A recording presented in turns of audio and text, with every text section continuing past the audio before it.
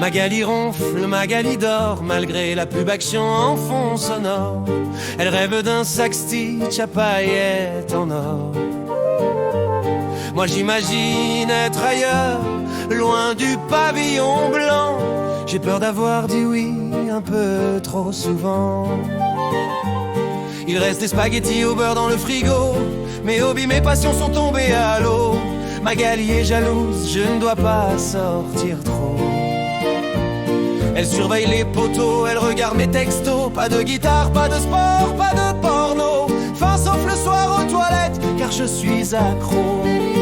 J'étais un mage noir, vierge, j'étais au lycée, quand Magali m'a pris par le bras et braillé qu'elle voulait vivre une romance de Disney.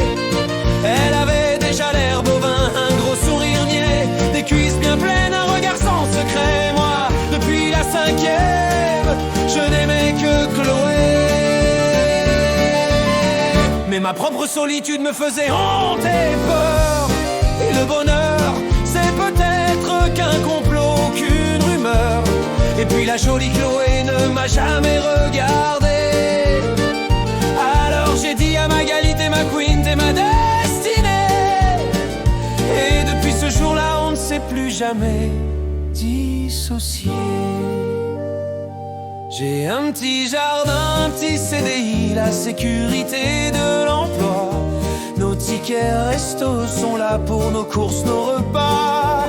TikTok c'est ma lobotomie, abordable quand ça ne va vraiment pas. Et la naissance de Mathéo me redonnera de la foi. Mais malgré tout je me surprends à penser à Chloé.